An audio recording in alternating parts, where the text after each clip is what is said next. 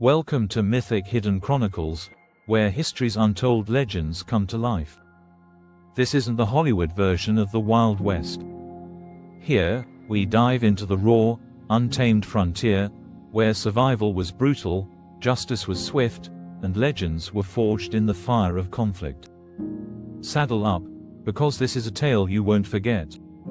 The sun hung low over the vast plains, casting golden hues over the rugged landscape. Dust swirled in the dry wind as a lone rider approached the town of Clearwater, his silhouette framed against the dying light of the day. His name was Cole Grayson, a man whose past rode beside him like an unshakable shadow.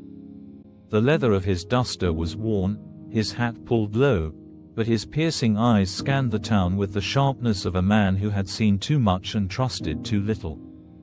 Clearwater was a town on the edge of lawlessness, caught between the march of civilization and the brutality of the frontier. The saloon, the Silver Spur, was already alive with the raucous laughter of cowhands and the melancholic twang of a piano. Blacksmiths hammered steel into shape, and the sheriff's office stood silent, its door slightly ajar.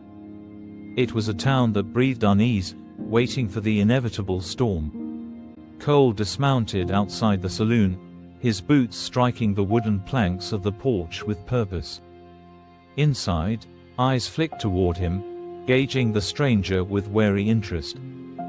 He walked to the bar, nodding at the bartender. "Whiskey."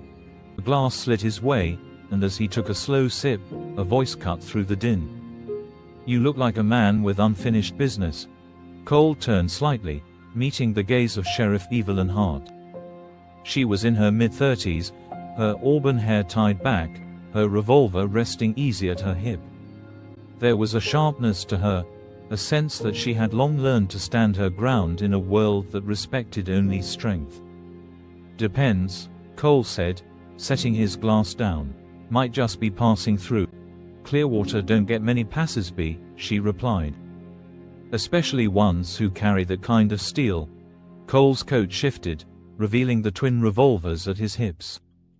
Not the kind carried by cowhands or gamblers. These were the tools of a man who had used them more than once. "I'm looking for a man," Cole admitted. "Goes by the name of Jed Hollis." The saloon grew quieter, the weight of the names settling over the room like a storm cloud. Sheriff Hart's expression hardened. "Hollis and his gang have been running roughshod over this territory for months," she said. "Robberies, murders, and not the kind of men who take kindly to being hunted. That's why I'm here," Cole said, voice steady. Hart studied him for a long moment before nodding. "You planning on doing this alone?" Cole didn't answer. He didn't have to. The night passed in uneasy stillness. By dawn, Clearwater woke to the sound of hooves. Hollis and his men were coming. They rode in like a storm, dust billowing behind them as they tore down Main Street, hollering and firing shots into the air. Hollis, a bear of a man with a cruel grin, pulled his horse to a stop outside the saloon. Well, he drawled, his voice thick with amusement. "I heard there's a man in town looking for me. Guess I saved him the trouble."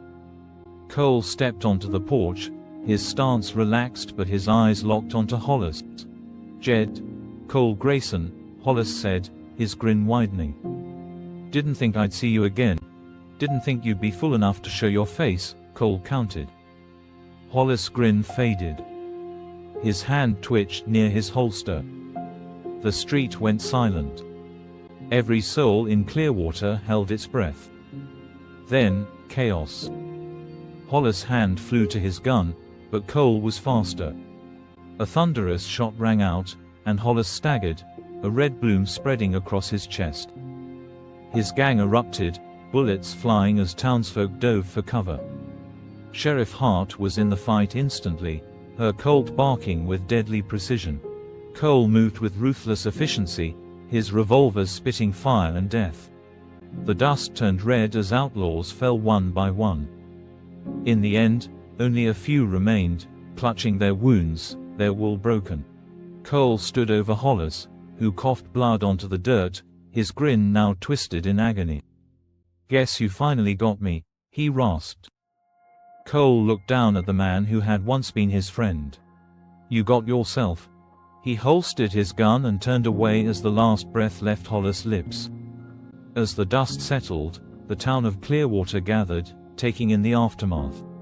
Sheriff Hart met Cole's gaze. "You staying?" Cole shook his head. "Got more road ahead of me." She nodded, understanding.